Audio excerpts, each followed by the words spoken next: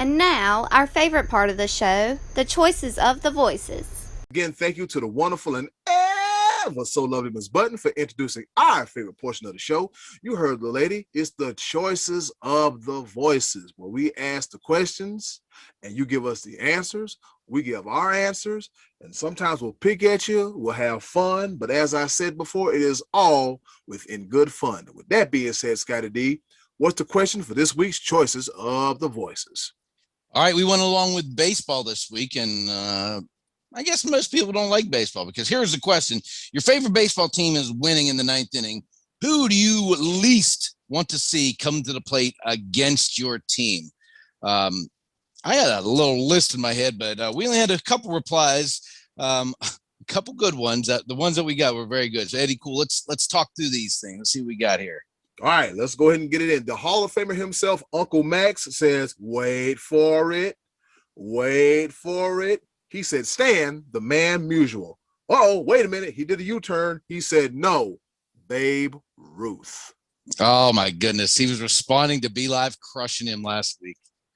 I know what I said. I didn't crush the man. You crushed him. No, see, Scotty, you put it out there. I didn't do that.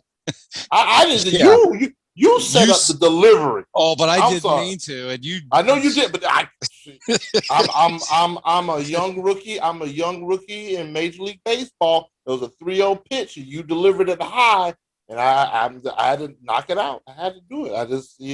I'm gonna catch some flack for it, but I'm trotting around these bases, and I'm proud of it. It's a good thing Uncle Max has a good sense of humor, and he can deal with the likes of you.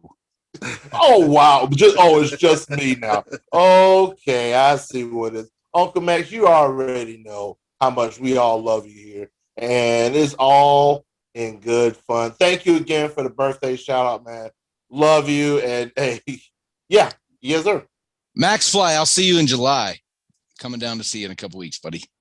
Yeah, hear that, Uncle Max? You about to have you some company. All right, moving right along. We got Martin Tracy, Matty Ice. He said, I could name a few obvious ones like Barry Bonds, Manny Ramirez, David Ortiz, but my pick, and I've seen all these guys hit in high-pressure situations, is Gary Sheffield, all right?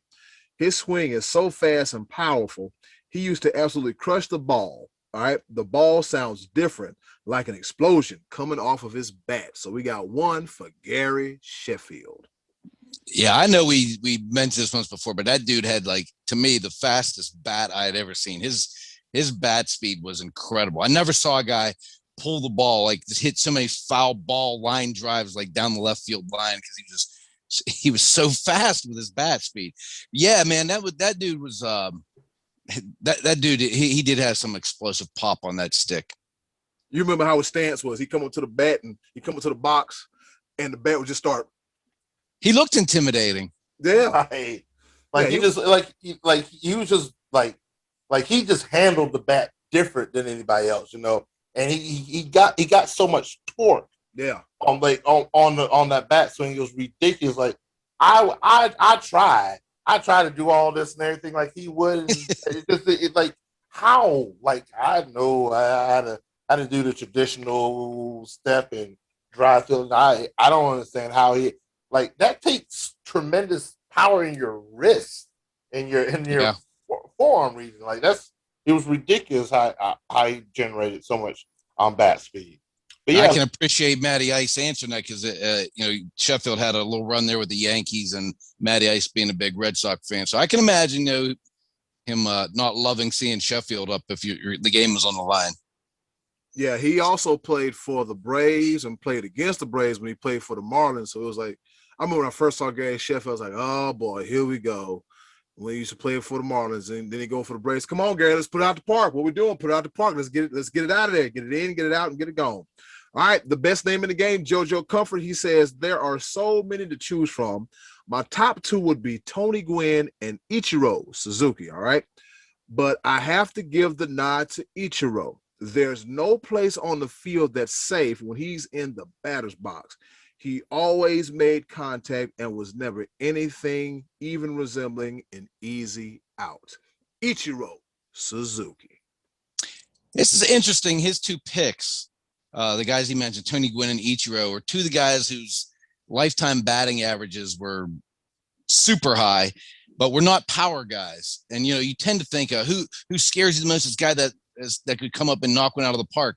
And these guys are just guys that wouldn't strike out, which makes total sense. And like you said, there's no place on the field safe when Ichiro's in the batter's box, because he would actually sometimes like walk through the batter's box as he was swinging the bat. I mean, it was a very unique batting style. And those guys, again, high average, high contact hitters. So I thought that was a very interesting answer.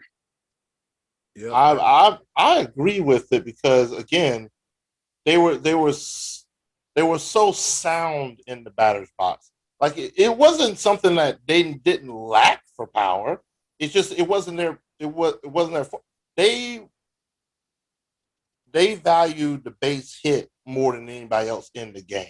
And sometimes that's all you need. You don't necessarily need the home run ball to win the game.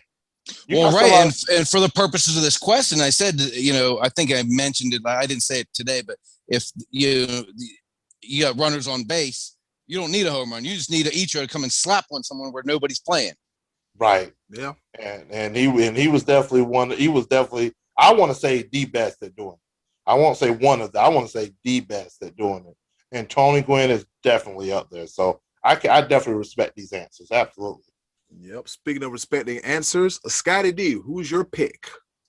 Matty Ice, you're going to like this one, because back in the early 2000s, when the Yankees and Red Sox were trading division titles, I dreaded the sight of Big Papi David Ortiz coming to the plate. Ooh. As a Pirate fan, everybody scares me. I think everybody's going to get a hit off the Pirates. But when it comes to the Yankees, and they're playing in the postseason every year there for a few years. It was Yanks and Sox, and even there was an electricity for the regular season games, because so much was on the line back in the 2002, 3, 4, and that little time period. And everyone used to say, "Oh, you got to watch Manny Ramirez." And Manny, as tough as he was, he just didn't scare me like Big Papi. There was this time I felt like Big Papi's getting a hit every time he came up in those Yankee Red Sox rivalry game, and I couldn't stand that. I was like, walk him, don't give him the Barry Bonds treatment, put him on, don't let him. And then I'd watch the ball sail over the right field wall. Oh, that made me crazy. So Big Papi is a guy who I felt for a time there was never going to make it out against the Yankees. How about you, B-Live? Who you got?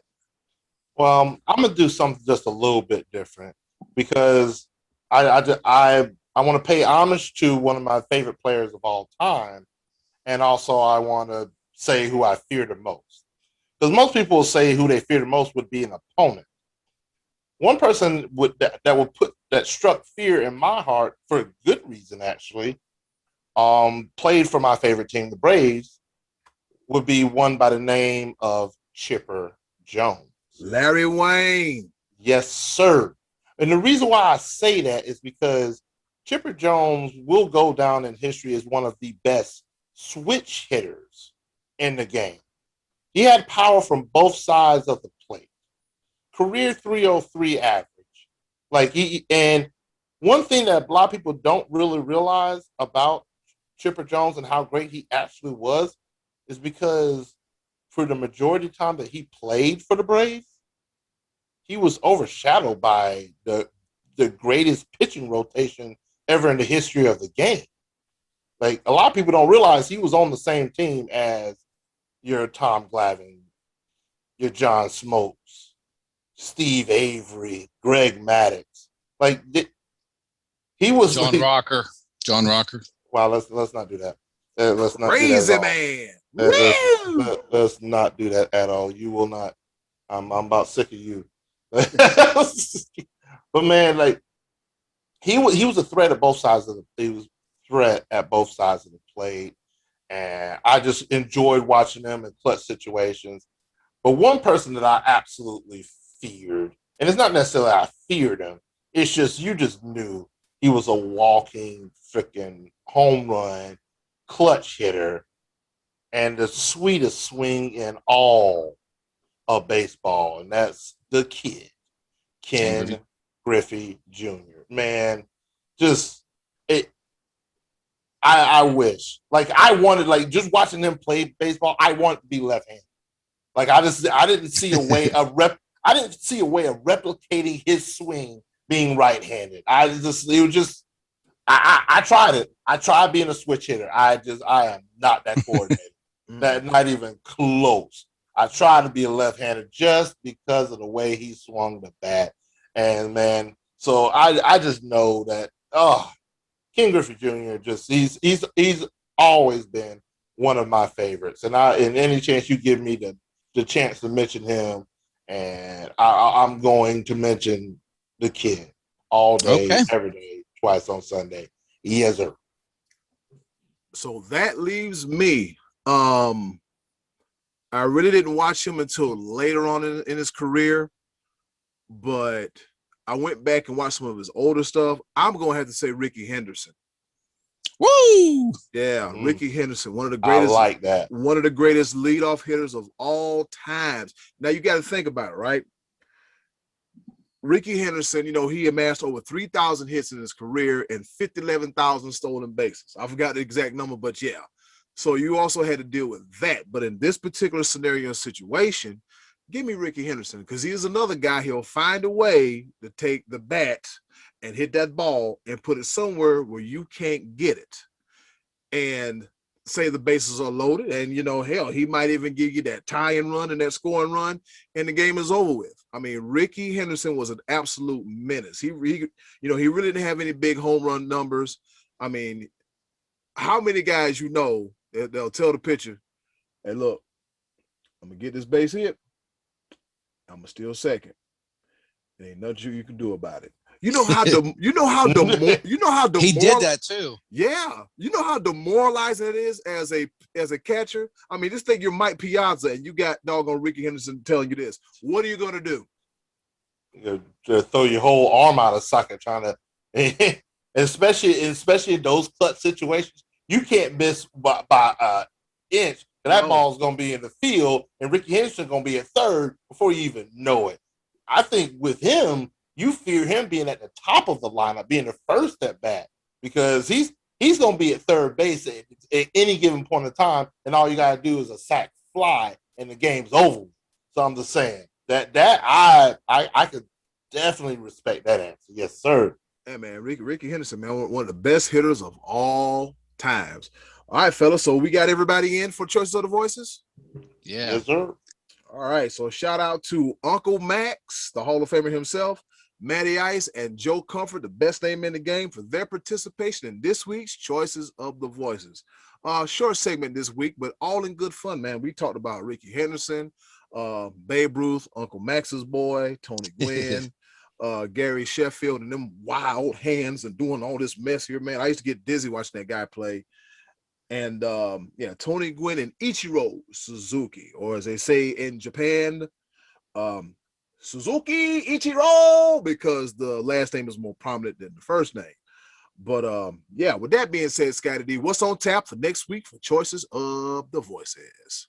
All right, we're going to switch to being a little bit more topical as we approach the NBA Finals. No, we're not. No, this is going to be the question for the Choices of the Voices this coming week. What do you think about the NCAA college football playoffs? Do you believe it should be 2 teams, 4 teams, 6 teams, or 12 teams? That's going to be the question. I'm taking over Choices of the Voices. That question sucks. No, we already know.